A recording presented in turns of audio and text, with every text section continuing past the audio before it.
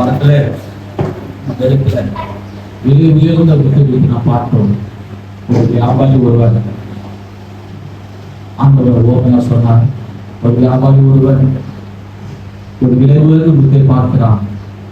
அதை பார்த்து அது எப்படியாகிலும் அதை அடைய வேண்டும், பெற்றுக்கொள்ள வேண்டும் என்று சொல்லி தனக்கு இருந்த எல்லா விதமான காரியத்தை அவன் விட்டுப் போடுகிறான். அவன் எல்லாவற்றும் இழக்கிறான். அந்த முத்து உயர்ந்த முத்தை பெற்றுக்கொள்ளும்படியாக நம்முடைய வாழ்க்கையிலும் பரலோகராட்சியம் இயேசு கிறிஸ்துவ நமக்கு வெளியேற பெற்ற முத்தா இருக்கிறான். அதற்காக நாம் எல்லாவற்றும் இழக்க நாம் ஆயத்தமாக இருக்க வேண்டும். அந்த வியாபாரிக்கு தெரியும், நான் எதை இழந்தாலும் அதை மீண்டும் பல மடங்கு பெற்றுக்கொள்வேன் என்ற ஒரு நம்பிக்கை அவனுக்கு இருந்தது. என் தேவனுக்காக, என் ஆண்டவருக்காக எதை இழந்தாலும் பல மடங்கு பெற்றுக் கொள்ள முடியும். நம்முடைய வாழ்க்கையில் ஆண்டவர் நம்ம எழுத்தை பார்க்கிறார். எல்லாவற்றுக்கும் நாம் ஆயத்தமாக இருக்க வேண்டும். தேவனுக்காக கொடுக்கவும் செயல்படவும் எல்லாவற்றும் இழக்கவும் நாம் ஆயத்தமாக இருக்கும் போது நான் சொல்லுகிறேன், நாம் எதை இழக்க தேவையில்லை. ஹல்லேலூயா. அவனுக்கு உள்ளமையை பார்க்கிறான். நாம் எவ்வளவு கொடுக்கிறோம் என்பது பெருசல்ல, எப்படி கொடுக்கிறோம் என்பதை தேவன் பார்க்கிறான். பிறகு நாம் எவ்வளவு செய்கிறோம் என்பது பெருசல்ல, நாம் எப்படி செய்கிறோம் என்பதுதான் பெரிதான விஷயமா இருக்கிறது. ஆகவே நாம் உண்மையோடு கூட செயல்படுவோம், உத்தமத்தோடு கூட செயல்படுவோம். பரலோகராஜ்யம் விலையேறுந்த முத்தா இருக்கிறது. ஆகவே நாம் அதை பெற்றுக்கொள்ள நாம் பிரயாசப்படுவோம்.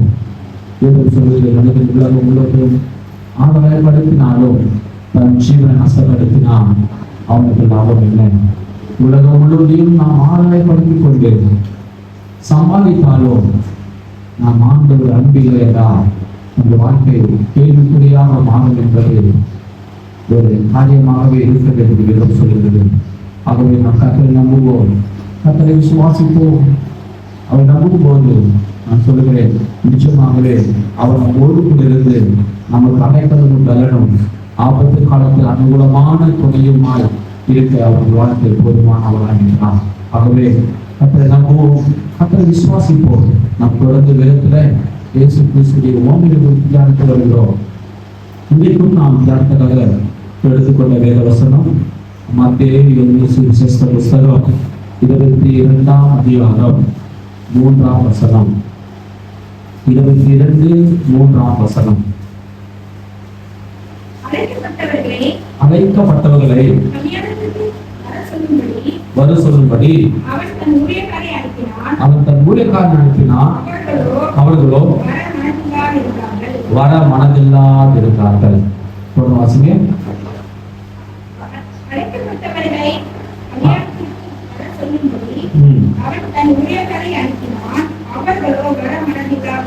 வர மனதில்லாதிருந்தார்கள். இயேசு கிறிஸ்து உண்மை சொல்லுகிறார். ஒருவர் தன் அவனுக்கு திருமணம் ஆயத்தப்படுகிறார், திருமண விருந்தை ஆயத்தப்படுகிறார். திருமணத்துக்கு எல்லோரும் அழைக்கப்படுகிறார்கள். ஆனால் அழைக்கப்பட்டவர்கள் வர மனதில்லாமல் இருக்கிறார்கள். யாரை குறிக்கிறது என்றால் யூதர்களை காட்டுகிறது. யூதர்கள் அழைக்கப்பட்டவர்கள், முன்குறிக்கப்பட்டவர்கள். ஆனால் அவர்கள் வரவில்லை. அதிகாரத்தை வாசிக்க யூதருக்காக ஆண்டவர் யூதர்கள் நினைச்சோம் இயேசு கிறிஸ்து வருவார், நம்ம விடுதலை ஆக்குவார். அவர் வந்தார். அவர்களோ அவரை ஏற்றுக்கொள்ளவில்லை, அவரை புரிந்து கொள்ளவில்லை. அவர் யார் என்பதை அவர்கள் புரிந்து கொள்ளவில்லை. அவர் அவதூறாக பேசினார். இந்த வாழ்க்கையிலும் நல்லவர்களும் கெட்டவர்களும் நம்ம சூழ்ந்திருக்கலாம். ஆனால் நாம் ஜாக்கிரதையாக இருக்க வேண்டும். நல்லவரானாலும் கெட்டவரானாலும் நாம் அவரை பற்றி பேசுவது ஜாக்கிரதை. இயேசு கிறிஸ்து வாழ்ந்த நாட்களிலே அவரை தவறாக சித்தரித்தார்கள், தவறாக பேசினார்கள். அவர் நல்லவர் தான், வல்லவர் தான். ஆனாலும் மனிதர்கள் புரிந்து கொள்ள விதங்கள் தவறாக புரிந்து கொண்டு தவறாக அவரை பற்றி பேசினார்கள். மீண்டும் எந்த ஒரு பதில் குறித்தும் தவறாக புரிந்து கொள்ள அவர் மனிதன் தவறாகவே இருக்கட்டும், ஒரு தவறான மனிதனா இருந்தாலும் நாம் அவர்கள் தவறாக பேசக்கூடாது. ஹல்லேலூயா. ஆவியான மனிதனா இருந்தாலும் அந்த மனிதனுக்கு நாம் தவறாக பேசுகிறோம். அவர்கள் வாழ்க்கை அவர்கள் கர்த்தர் பார்த்துக் கொள்வார் என்று நாம் விட்டு நாம் என்ன செய்தல வேண்டும், நாம் கர்த்தருக்காக என்ன செய்தல், நாம் ஆண்டவருக்காக என்ன செய்தல் வேண்டும் என்று தான் யோசிக்க வேண்டிய தவிர பிறர் என்ன செய்கிறார்கள், பிறர் என்ன செய்கிறார்கள் நாம் பார்க்க கூடாது. இந்த யூத மக்கள்கள் அவருக்காக தான் ஆண்டவர் வந்தார், அவர் தெரிந்து கொள்ளப்பட்டவர்கள் ஜாதியார்கள், ஆனால் அவர்கள் வரவில்லை என்று சொல்லுங்க. அப்போ வாசிங்க. அப்போது அவர் வேறு ஊழியக்காரரை அழைத்து நீங்கள் போய் இதோ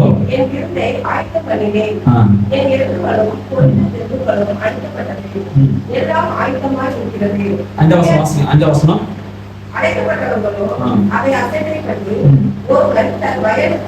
ஒருவர் வியாபாரத்துக்கும் போய்விட்டார்கள், மற்றவர்கள் அவனுடைய காரத்தை பிடித்து அவமானப்படுத்தி கொலை செய்தார்கள். போதும். அழைக்கப்பட்டவர்களோ அதை அசட்டை பண்ணுகிற வாழ்க்கை. அசட்டை பண்ணது மாத்திரமல்ல, ஒருவன் தன் வியாபாரத்துக்கும் ஒருவன் தன் மற்றவன் அவன் ஊழியக்காரனை அவமானப்படுத்தி கொலை செய்தார்கள். இயேசு கிறிஸ்துவை காட்டுகிறது. அவரை அவமானப்படுத்தி அவரை கொலை செய்தார்கள். தொடர்ந்து அப்படியே வாசிங்க.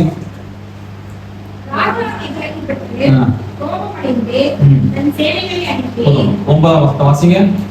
ஆகையால் நீங்கள் அழைத்தவர்களை போய் காணப்படுகிற யாவரையும் கல்யாணத்திற்கு அழைத்துக் கொண்டு வாருங்கள் என்றார்.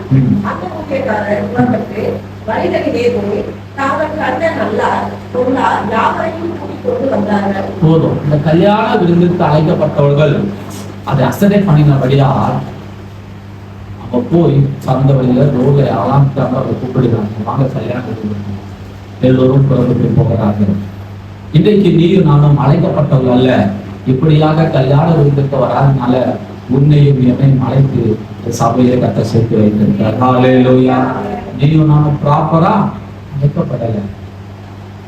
கல்யாண விருந்துக்கு வராததுனால எல்லாம் வர வச்சாங்க. ஆனா எல்லாரும் போகிறாங்க கல்யாண விருந்துக்கு. தொடர்ந்து அப்படி வாசிங்க.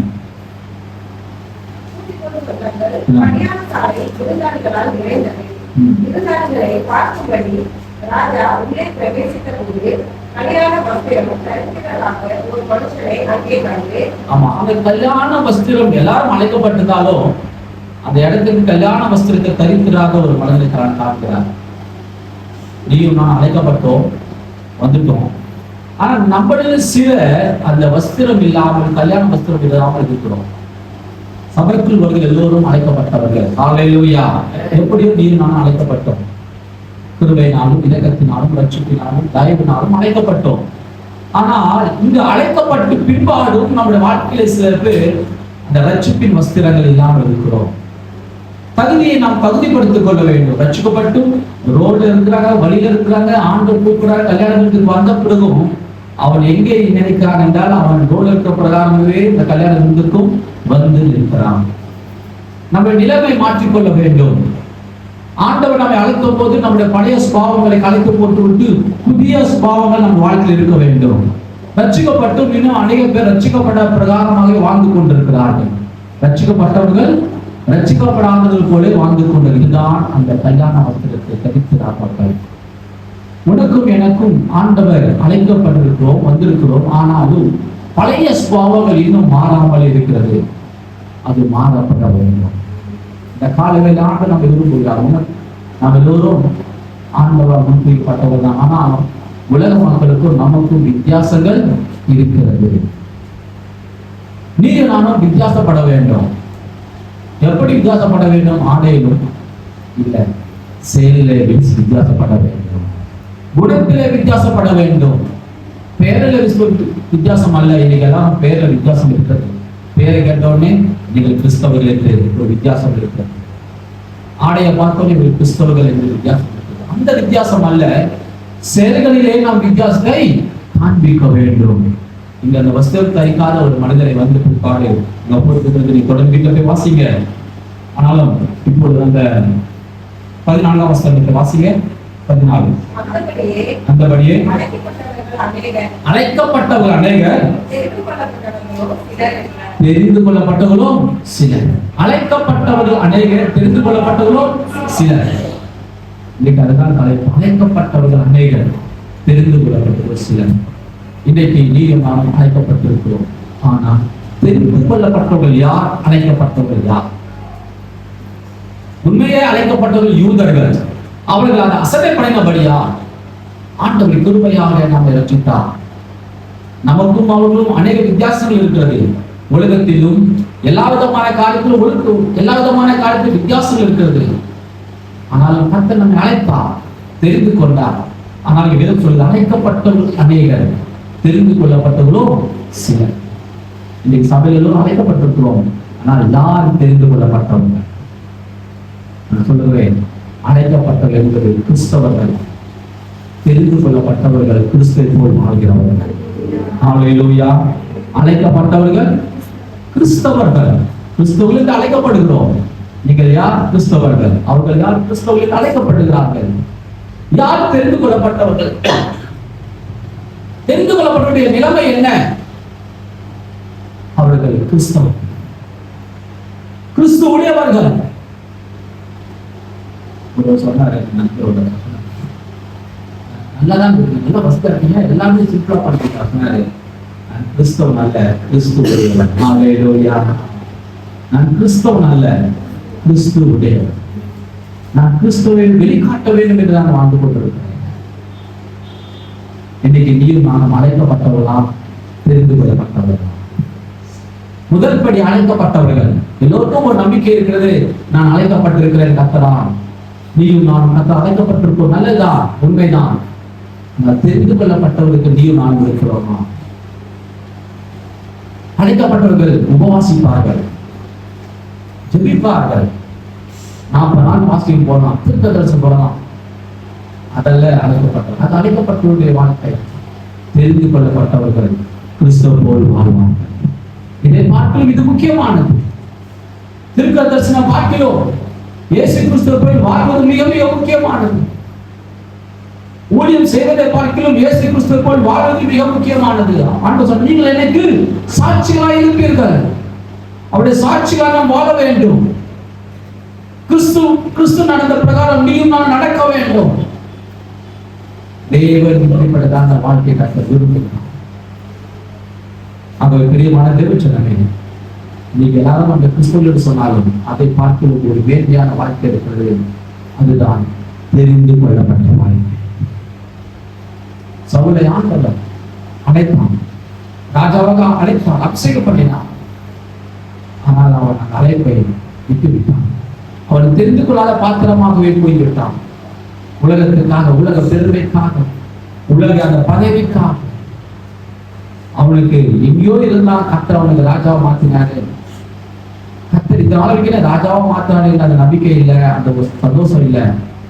இன்னும் நான் வாழணும். என்னை எல்லோரும் அப்பமா நினைக்கிறார்கள். இன்றைக்கு வந்த தாவீது எவ்வளவு புகழப்படுதான். அழைக்கப்பட்டவர் அந்த வாழ்க்கையில அந்த தெரிந்து கொள்வதற்கு அவன் ஒரு உறுதி இல்லாமல் போய்விட்டான். நீயும் நானும் இன்றைக்கு அழைக்கப்பட்டிருக்கிறோம். உனக்கு எனக்கு ஒரு உறுதி இருக்க வேண்டும். நான் அழைக்கப்பட்டவர் மாத்திரமல்ல, கர்த்தரால் தெரிந்து கொள்ளப்பட்டவர். பக்கத்துல சொல்லுங்க, நீங்க தெரிந்து கொள்ளப்பட்டவர்கள். ஹல்லேலூயா. நீங்கள் யார்? தெரிந்து கொள்ளப்பட்டவர்கள். இப்பொழுது நீயும் நானும் அழைக்கப்பட்டவர்களாக இருக்கிறோம். சபைக்குள் இருப்பது எல்லோரும் அழைக்கப்பட்டிருக்கிறோம் கர்த்தரால். எல்லோரும் கர்த்தரால் முன்குறிக்கப்பட்டிருக்கிறோம். அழைக்கப்பட்டவர்கள் அநேகர், தெரிந்து கொள்ளப்பட்டவர்களும் சிலர். நீயும் நானும் தெரிந்து கொள்ளப்பட்டவர்களாய் வாழும்படியாக நாம் நம்முடைய வாழ்க்கையை அர்ப்பணிக்க வேண்டும். நீங்க அநேக கிறிஸ்தவர்கள் அழைக்கப்பட்ட கிறிஸ்தவர்களாகவே தன் வாழ்க்கையை முடித்து விடுகிறார்கள். அழைக்கப்பட்ட அனுபவங்களே இன்று முடிந்து போகிறது. எத்தனை ஆண்டுகள் ரட்சிக்கப்பட்டாலும் 30 ஆண்டுகள், 40 ஆண்டுகள், 50 ஆண்டுகள் ஆனாலும் இன்னும் அவருடைய வாழ்க்கையில் இருக்கிற தன்னுடைய சுபாவங்கள் மாறாமல் இருக்கிறது, தன்னுடைய குணங்கள் மாறாமல் இருக்கிறது, தன்னுடைய பேச்சுகள் மாறாமல் இருக்கிறது. அதல்ல, அந்த அழைக்கப்பட்டவருடைய வாழ்க்கை அப்படிதான் இருக்கிறது. நீயும் நான் தெரிந்து கொள்ளப்பட்டிருக்கிறான், அவரை போல வாழ நினைக்கிறோம். இந்த தெரிந்து கொள்ளப்பட்ட வாழ்க்கைக்கு நாம் எப்படி மாற முடியும் என்றால் அர்ப்பணிப்பு மிக மிக முக்கியமானது. நம்முடைய வாழ்க்கையை பார்க்கிறோம். நம்முடைய வாழ்க்கையில் இருக்கிற நம்முடைய வாழ்க்கை நாம் வாழும்போது, நான் சொல்லுகிறேன், நம்முடைய வாழ்க்கை நாம் வாழும்போது நிச்சயமாக நம்முடைய வாழ்க்கையில எல்லா உலகப்படமான காலம் இருக்கதான் செய்யும். நம்முடைய வாழ்க்கை முழுவதுமாக கர்த்தரை சார்ந்து கர்த்தருக்கு ஒப்பு கொடுக்க வேண்டும், முழுவதுமாக ஒப்பு கொடுக்க வேண்டும். கர்த்தரிடத்தில் ஆண்டவரே என் வாழ்க்கையை முழுவதுமாக அர்ப்பணிக்கிறேன். இந்த உலக ஆசைகள், உலக தேவைகள், உலக சிற்றின்பங்கள், அதை பார்க்கிலும் நீர் என் வாழ்க்கையில் பெரியவராய் இருக்கிறேன், நீர் மகத்துவமானவராய் இருக்கிறேன். கர்த்தரை நம்புகிற ஒரு அனுபவங்கள் உனக்கும் எனக்கும் சிக்க முடியாத நம்பிக்கை இருக்க வேண்டும். இயேசு ஒருவரின் வாழ்க்கையில போதுமானவராக இருக்கிறார் என்று நம்பி பாருங்கள். இன்னைக்கு வேணா நாம் கஷ்டப்படலாம், துன்பப்படலாம், எல்லாராலும் புறக்கணிக்கப்படலாம், எல்லாராலும் தள்ளப்படலாம். ஆனால் நான் சொல்லுகிறேன், அவரை நம்பினவர்கள் ஒருபோது ஒரு நாள் வைக்கப்பட்டு போனதே கிடையாது. என் வாழ்க்கையில் அநேக சம்பவங்களை பார்த்திருக்கிறேன், அநேக நபர்களை பார்த்திருக்கிறேன். கர்த்தரை நம்பினவர்கள் வைக்கப்பட்டு போனதே கிடையாது. எத்தனை ஆண்டுகள் ஆனாலும், எத்தனை பிரச்சனைகள் வந்தாலும், கர்த்தரை நம்புகிறவர்கள் கர்த்தர் உயர்ந்த அடக்கத்தில் வைத்திருக்கிறார். ஒரு பிள்ளைகள் அற்பமா இருந்தாலும், படிக்காமல் இருந்தாலும், ஒன்றுமே இருந்தாலும், அவருடைய வாழ்க்கையை கர்த்தரை நம்புகிற அனுபவமும், அது மாத்திரமல்ல தெரிந்து கொள்ளப்பட்ட வாழ்க்கையில நடைமுறைகள், வேதத்தின் பிரகாரம் நடக்கிற ஒரு நடைமுறைகள் இருக்கும்போது நான் சொல்லுகிறேன், அவருடைய வாழ்க்கையில் சமாதானம் உள்ள ஒரு வாழ்க்கையாகவும் சந்தோஷம் நிறைந்த வாழ்க்கையாகவும் கர்த்தர் மாற்றி அமைத்து வைத்திருக்கிறார். இதுக்கு தேவையானது முழு ஆத்மாவோடு முழு சபையோடு கூட ஆண்டவரிடத்தில் அன்பு கூற வேண்டும். எல்லோருக்கும் அழைக்கப்பட்டாங்க. கிறிஸ்துவருக்கு இன்னைக்கு அநேக பேர் அழைக்கப்பட்டிருக்கிறாங்க. தெரிந்தவர்கள் அநேக பேர் இன்னைக்கு போய் அழைக்கப்பட்டதா இருந்து பைபிள் காலத்தை படிச்சு பட்டங்கள் வாங்கி இன்றைக்கும் கர்த்தருக்கு சபைக்கு போகாதவர்கள் இருக்கிறாங்க. பைபிள் அந்த பட்டங்கள் வாங்கி பாட்டு பாடி ஆராதனை செய்து செய்தி கொடுத்தவர்கள் இருக்கிறார்கள். இன்னைக்கு சபைக்கு போகாம ரொம்ப பேர் இருக்கிறாங்க. ஊழியம் செய்ய எவ்வளவு பேர் எனக்கு தெரியும். அந்த வாழ்க்கையை பார்க்கும்போது வித்தியாசமாக இருக்கு. அவங்க அநேக ஊழியத்தில் பழகி இருக்கிறாங்க. அநேக நண்பர்கள் எனக்கு இருக்கிறார்கள். ஊழியத்தில் பல மாவட்டத்தில் பல நாட்களாக இருக்கிறாங்க. அதை பார்க்கிறோம். நான் சொல்லுகிறேன், கிறிஸ்துவுடைய குணாதிசயம் உங்களுக்கு இருக்க வேண்டும். இயேசு கிறிஸ்துடைய உள்ளம் உங்களுக்கு இருக்க வேண்டும். இயேசு கிறிஸ்துடைய இதயம் உங்களுக்கு இருக்க வேண்டும். இயேசு கிறிஸ்துடைய வார்த்தை உங்களுக்கு இருக்க வேண்டும். அவருக்கு முன்மாதிரியாக நாம் நடக்க வேண்டும். மக்களுக்கு முன்மாதிரியாக நடக்க வேண்டும். ஏனென்றால் இயேசு கிறிஸ்துவை மாத்திரமே நாம் முன்மாதிரியாக வைத்துக் கொள்ள வேண்டும். ஹல்லேலூயா. எந்த ஒரு மனிதரையோ யாரையும் முன்மாதிரியாக வைத்தா நம்முடைய வாழ்க்கை தலைகீழாக பாருங்க. யாரை வேணாலும் எடுத்துக்கொள்ளுங்க. இவளை போல வாழ வேண்டும் முன்குறித்து பாருங்கள், ஆராய்ந்து பாருங்கள். அவருடைய வாழ்க்கையில கசப்புகள் இருக்கிறதும் பாவம் நிறைந்த வாழ்க்கையாக இருக்கும். இயேசு ஒருவரே பரிசுத்தர், பரிசுத்தர், பரிசுத்தர். ஹல்லேலூயா. அந்த பரிசுத்தத்துக்கு காரணமானவர், அந்த பரிசுத்த பேருக்கு காரணமானவர் அந்த அவர் இயேசு கிறிஸ்து ஒருவர் மாத்திரமே. அநேக மதங்கள் இருக்கிறது, மத தலைவர்கள் இருக்கிறார்கள். அவங்களாம் போய் நம்ம ஃபாலோ பண்ண நினைச்சீங்கன்னா நல்லாவே அடுத்துக் கொள்கிற நிலைமை நம்ம மாறப்படுவோம். இயேசு கிறிஸ்துவை போல வாழ கொள்கிறோம். அவர் நீதியுள்ள நியாயாதிபதி. அவர் எது செய்தாலும் நீதியா செய்வார். ஹல்லேலூயா. கிருபையா இருப்பார், ஆனாலும் நீதியாய் கட்ட மாற்றுவார். நாம நினைக்கலாம், நான் இவ்வளோ கேட்கிறேன், ஆனா அந்த செயல அவர் நீதியை நிலைநிறுத்தி பார்க்கிறார். கிருபையாய் நமக்கு ஜீவனை தருகிறார், கிருபையா ரட்சிப்பை தருகிறார். எல்லாம் கிருபையாக வந்து இருக்கிறது. கிருபையாக ரட்சிப்பு, கிருபையாக நீதி எல்லாம் செய்தாலும் நம்முடைய வாழ்க்கையில் சில காரியங்கள் வரும்போது அவர் நம்ம சோதித்து பார்க்கும்போது நம்ம வாழ்க்கை சில நேரம் இடர்கிறோம். நம் வாழ்க்கையை மாற்றிக்கொள்ள வேண்டும். கிறிஸ்தவ என்பது ஒவ்வொரு நாளும் வாழ்க்கையை மாற்றிக்கொள்வதாக இருக்கிறது. ஒவ்வொரு நாளும் உயர்ந்த படிப்பு நாம் ஏற வேண்டும். உயர்ந்த நிலைமைக்கு நாம் மாறப்பட வேண்டும். கடினமானதுதான், இயேசு கிறிஸ்துவை போல வாழ முடியாதுதான். ஆனாலும் அதற்காக நாம் பிரயாசம் எடுக்க வேண்டும். ஹல்லேலூயா. அதுக்காக நாம் நம்மளோட வாழ்க்கையை அர்ப்பணிக்க வேண்டும். தெரிந்து கொள்ளப்பட்ட வாழ்க்கை அதுதான். இன்னைக்கு எல்லாரும் சொல்ல, நான் அழைக்கப்பட்டிருக்கிறேன், நல்லதுதான். ஆனால் தெரிந்து கொள்ளப்பட்ட அனுபவம் உங்களுக்கு வாழ்க்கையில் எனக்கு இருக்கிறதா? எத்தனை பேருக்கு நம்பிக்கை இருக்கிறது நான் தெரிந்து கொள்ளப்பட்டவர்? தங்களை சொல்லுங்க, ஹல்லேலூயா. தெரிந்து கொள்ளப்பட்ட மட்டும்தான் பரவல் போக முடியும். அழைக்கப்பட்ட யாரும் போக முடியாது. ஹல்லேலூயா. ஆமா, ஒரு கம்பெனியில் இன்டர்வியூ வைக்கிறாங்க, எல்லாரும் அழைக்கப்பட்டிருக்காங்க, எல்லாரும் போகலாம் இன்டர்வியூக்கு. ஆனா இந்த கம்பெனி விரும்புகிற ஆட்களுடைய குணங்கள் யாருக்கு இருக்கிறது? மனிதன் அந்த கம்பெனியுடைய கோட்பாடுக்கு யார் கட்டுப்படுகிறார்கள்? இந்த கம்பெனியை விரும்புகிற அவங்க நினைக்கிறது யாரிடத்தில் இருக்கிறதோ அவர்கள் மட்டுமே அந்த வேலைகளுக்கு தகுதியாளர்களாக மாறப்படுகிறார். அதுதான் தெரிந்து கொள்ளப்பட்ட வாழ்க்கை.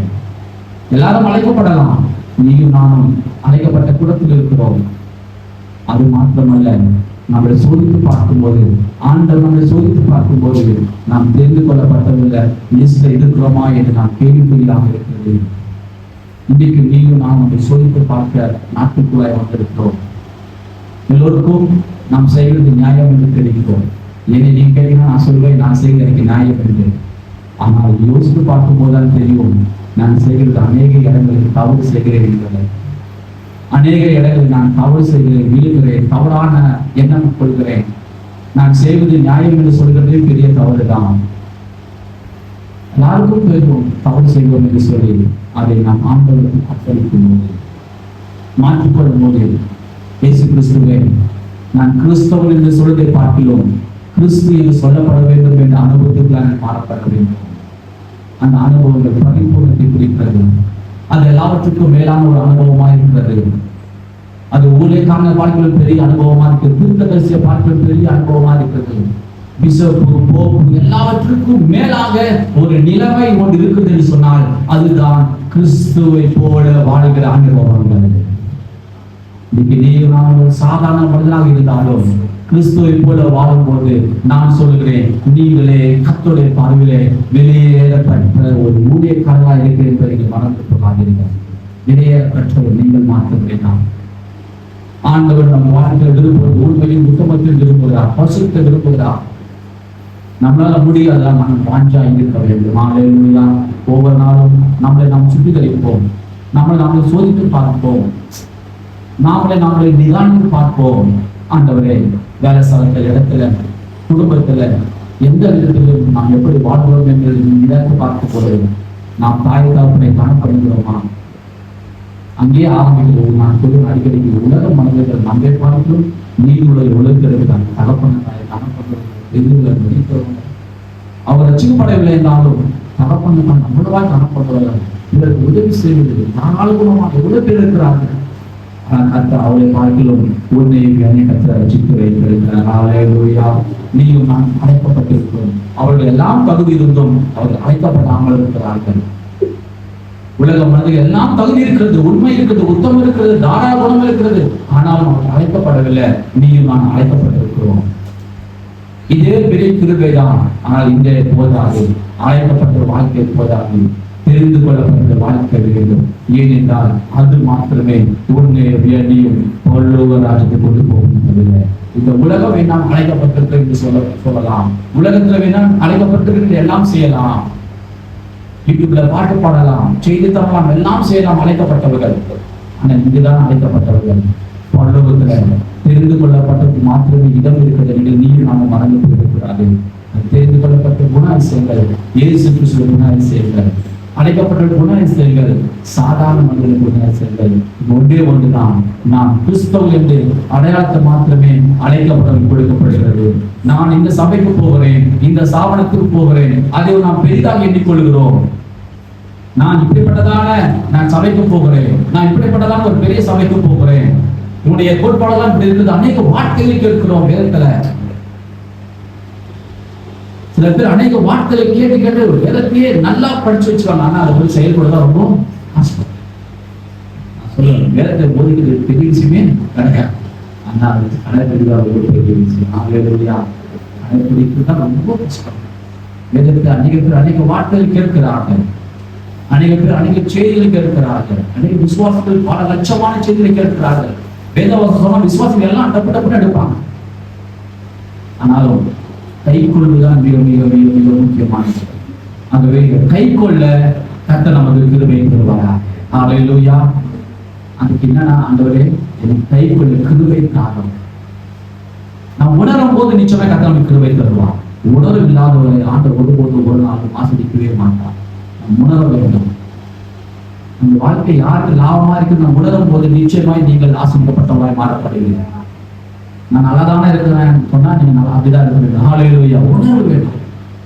நான் செய்கிற காரியங்கள் குடும்பத்துக்கு புரோசமா இருக்கிறதா இது உணர்வு. நான் சொல்கிறேன், நிச்சயமாகவே நீங்கள் பிறருக்கு ஆஸ்வதம் மாறும்போது ஆசிரியப்படுவீங்க. நான் நல்லா தானே இருக்கிறேன், எனக்கு என்ன போற அப்படி நினைப்பீங்கன்னு சொன்னால் நீங்கள் திருப்திப்படுகிற வாழ்க்கையில் இருக்கும் என்று சொன்னால் நான் சொல்கிறேன், நீங்கள் தெரிந்து கொள்ள பார்த்த வாழ்க்கைக்கு அர்த்தமாக அல்ல.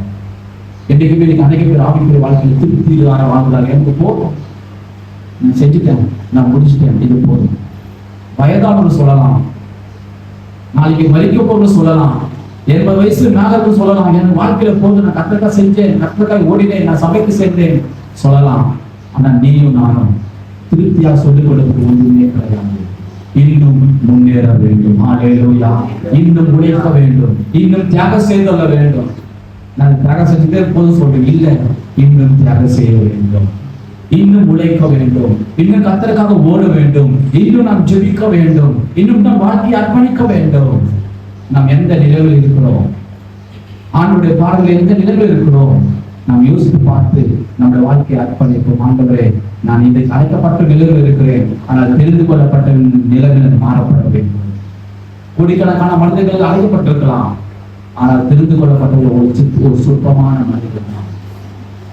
இயேசு கிறிஸ்து சொல்லுங்க, எல்லாருக்கும் சொல்றாரு, இந்த தானம் செய்தவர்கள் வேண்டும். ஒருவர் கேட்கிற, ஆண்டவரே நித்திய ஜீவன் அடைந்து நான் என்ன செய்யணும்? ஆண்டவருக்கு தகப்பன தானே தானே பண்ணேன்.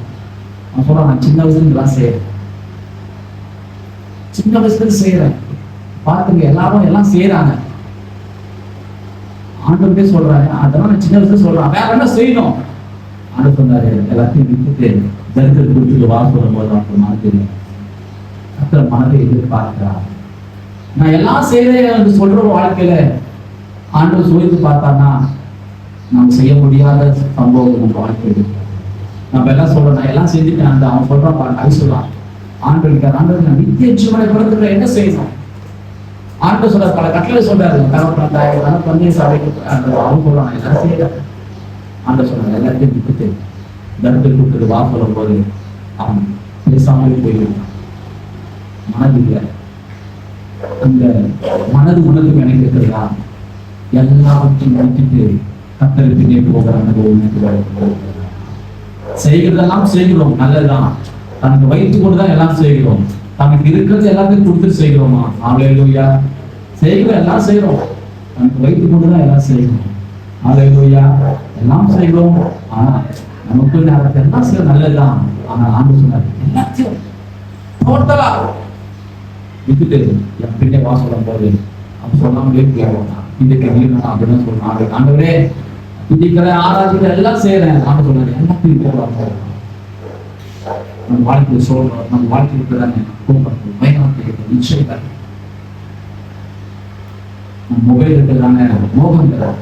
எல்லாரும் மொபைல், எல்லாரும் தான் மொபைல் யூஸ் பண்றோம். யாருமே நல்லவங்களே இல்லை, இவ்வளவு நேரம் டைம் ஸ்பெண்ட் பண்றோம். நானும் அப்படிதான், நீங்க எல்லாருமே அப்படிதான். சும்மா சாதாரண சார்ஜர் போலாம் சொல்லி செக் பண்ணா அது எங்க போயிடும். டைம் பார்த்தா 4 மணி நேரம் போயிருக்கு. ஏதோ ஒரு போன் பண்றாங்க, காலையில எடுத்து அட்டன் பண்றோம். சரி கொஞ்ச நேரம் இப்படி பார்த்தா அங்க பார்த்தா 4 மணி நேரம் போயிருக்கு. எல்லாமே எல்லாருக்கும் அதை மீதுமான வாழ்க்கையை அர்ப்பணிக்கிறோம். உண்மை போல வாழ்கிற அனுபவங்களை தருகிறாங்க, உமக்காய் வாழ்கிற அனுபவங்களை தருகிறாங்க.